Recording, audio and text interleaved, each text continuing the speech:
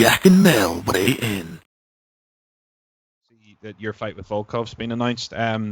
You've been quite vocal about the Stipe DC situation and where you stand at heavyweight. So the first two questions would be, how do you feel having to sort of take a step back in the rankings in that regard? How does that fight make you feel? Um, I mean, I get it. It's not DC's fault. It's not. It's really all on Stipe. This is all. It's on him for dragging ass and not being aggressive about giving us a date. And I don't want to wait around and end up not having a matchup. I just want to get paychecks and get to my contract. I still have a couple more fights on it, so I'm just doing my best to work it Yeah. away. Well, how confident are you going into the Volkov fight? Obviously, you've been on a bit of a run recently. Do you feel that he can offer you anything that you haven't already dealt with on a number of occasions in the UFC? No, I don't think he has anything I haven't already dealt with. Like you just said, I know I'm the better grappler. My hands are good enough to hang with him if I have to, but I'm pretty confident I'll be able to secure a takedown. And then I'm very confident that he doesn't have the grappling to get up.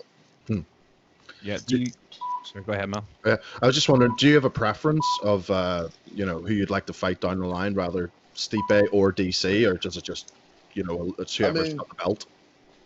Yeah, whoever has the belt. And even if I did have a preference, the UFC doesn't care about who I prefer. They're gonna give me who they're gonna give me. So that's why I just always have that in my mind.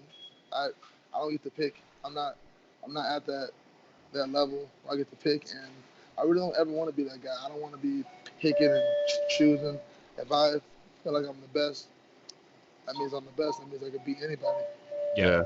Yeah. I mean, you kind of showcased that with your JDS fight, where I think most people saw something in you that perhaps you weren't able to show in the past for whatever reason, where you not only finished it on the feet, but you did it after your grappling game plan sort of changed, I suppose. Is that something that you've been working on a lot? Obviously, it's like, I don't want to be that guy to be like, if you've been working on your striking, Curtis, because of course you have, but is that something that you feel more and more confident in with each fight?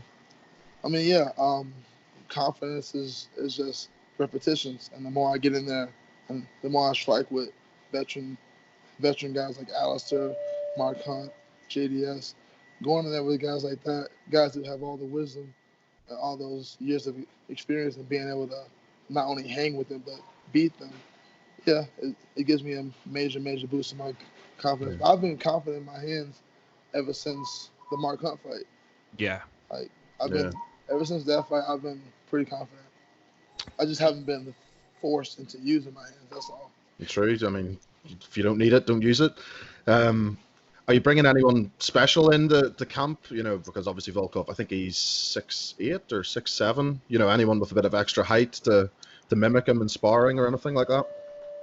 No, I mean, Alistair, he throws a pretty good lead leg teeps, so I'm using him pretty much, and he's got a lot of little hints and tips to give me. So, what has that been like, having someone of his caliber in your corner, and what does it say about him that he's been able to be so kind with his time with you? After you guys fought, I mean, my missus had just got into the UFC as a fan, and then she saw that, and that she actually said, when we told her you were coming on, she said is one of her most vivid UFC memories was your fight with Alistair. What's it like having him as a friend, as a teammate, especially given you guys fought? Was that a weird dynamic initially, or did you guys just jump straight into being teammates? Initially, yeah, it was a little weird because that's not something I would have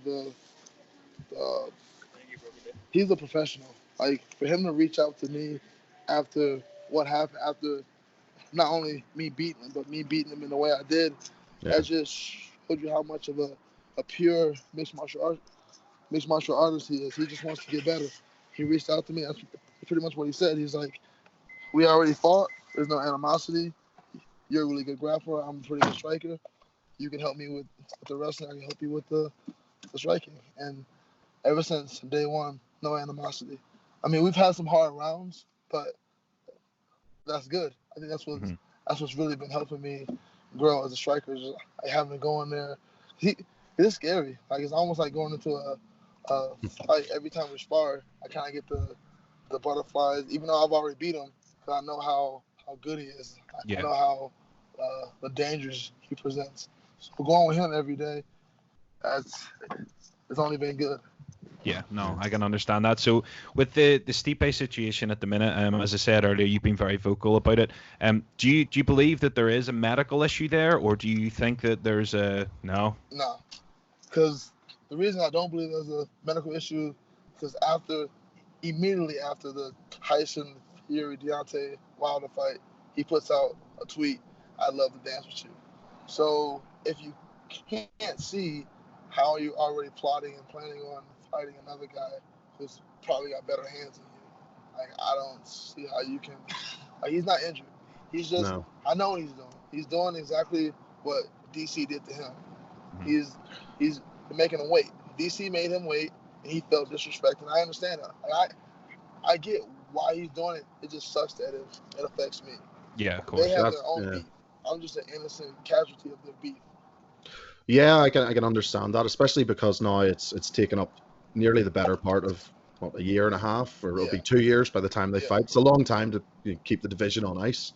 Yeah. So yeah, I mean it's an odd spot as well. And one thing that I wanted to ask you about, Curtis, before we have a few, we're going to do quick fire questions with you and then let you bounce. But one thing I really wanted to talk to you about before that was Mel and I both took amateur MMA, novice MMA fights, because we felt that doing this podcast, we didn't want to be those guys that had zero to offer. You know, it's not in any way relatable to what you do, but I appreciate that.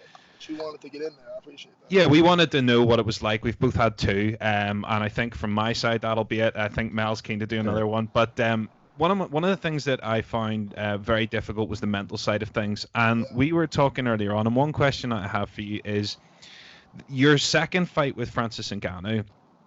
What was it like before the fight mentally? Because obviously when you first fought, you were both pretty fresh to the UFC. There wasn't a lot of tape. But by the time that you'd fought him the second time, that was some highlight reel that Ngannou was putting together. Was your mentality before the fight any different to any other fight? Did you feel it any differently than any other fight? Well, yeah, there's always going to have a little extra emotion because he's beat. Well, now when we fight again, it's going to be even more emotion. But I feel confident. Like the improvements I've made in my striking, like the better I get, the better I get at my own striking, the better I am at picking up where other guys have issues. Like he doesn't move his feet well at all. He punches with his arms. He doesn't drop his hips into a lot of his punches. He's just that strong, and he can get away with that. Yeah. But those are mistakes, and I'm gonna capitalize on those mistakes. He doesn't go backwards very well. He doesn't. There's a lot of things he doesn't do well, and I feel confident I can capitalize on those. Well, we've both spoken about this as well. I think you're 29. Am I right? Yeah. You have age on your side compared to the majority of the rest of the heavyweight division. And superior wrestling to anyone in the division. And I think people sort of forget, because you're sort of in a funny position that you're a prospect still because of your age, but you're a veteran at the same time who's fought a bunch of veterans. So, it's weird. Yeah, but like you're saying, it'll you're nearly, I don't know, 5 years away from your prime at heavyweight. So, I mean, these guys, and if you're already ranked third in the world, you're right up there. I mean, it's an impressive resume you're building. That's another thing. I'm not in a rush. Like if they want to dick around with the belt and waste their time, that's okay. I'm gonna be here. Like I got 7, 8, 9 more years. I'm gonna be here. So eventually the belt's gonna be mine. I'm gonna hang on to it for as long as I can. I'm gonna make my name. I just gotta wait for these old guys to retire. Yeah.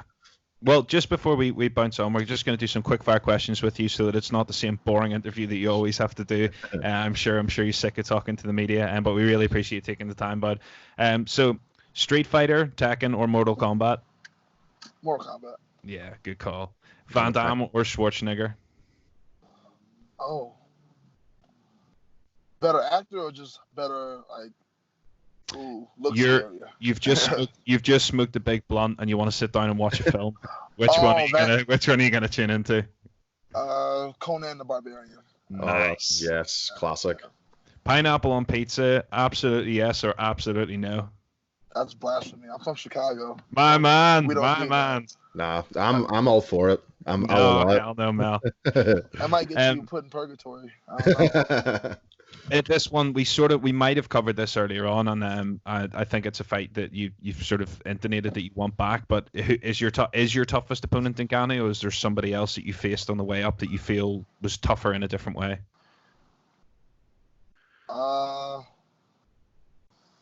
No, he's been the hardest one. I mean, that first one, my debut, that's the most I've ever been hit in a fight. Like, no one else has ever been able to hit me like that. I never had any injuries. I'm always the one doing the hitting or doing the wrestling or doing just the offense in general. So he's the most aggressive because a lot of other guys are scared. They go backwards. I give him props. He believes in his right hand and he's gonna walk you down with it. Yeah. If you could have any superpower, what superpower would you pick? Invisibility. Yeah, excellent. It's just sneaking around, smoking weed. In 5 years, Curtis Blaydes will be the champion. Hopefully, still. We'll see. Because that's one thing I think about at the next wave of heavyweights. Where are they? Where are they going to come from? What are they going to be good at? Are they going to be wrestlers? Are they going to be jiu-jitsu players? So it all depends on like this next wave. What's their base?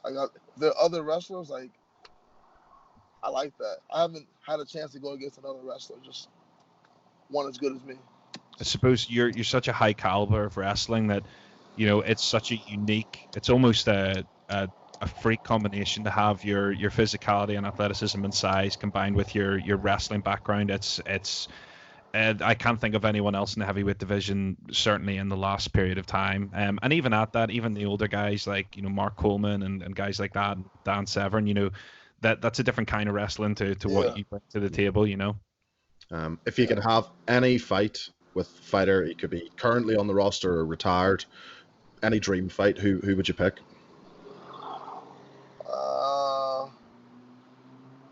Klein Velasquez. Oh, nice. Yeah, that'll be a great fight. Well, he's a guy that perhaps could give you some wrestling. Yeah, that'd be a good one. Yeah. Do you think that we've seen the last of Velasquez? I hope so. That's one thing about MMA I've ever liked is that we don't know how to let our legends, our heroes, just let them die, let them go away. We keep bringing them back because we want more, but we don't understand. MMA fans in general don't understand, like, youth matters. You can't be old as fuck going against someone 15 years. There's only a few Andersons. There's only a few Mark Hunts. Like, being old is not an advantage. It's a disadvantage. At a certain point, I would be at a disadvantage. Like, when I'm 36 and I'm going against some 29-year-old, he's going to have the youth advantage. And that's going to make it harder for me. Well, we really appreciate you taking the time to talk with us today, bud. Means a lot. We'll drop the podcast tonight and we'll tag you and do all those good things. But we really appreciate you taking the time. Thanks for joining us on the Super Red MMA show. And good luck for Volkov. We'll be watching.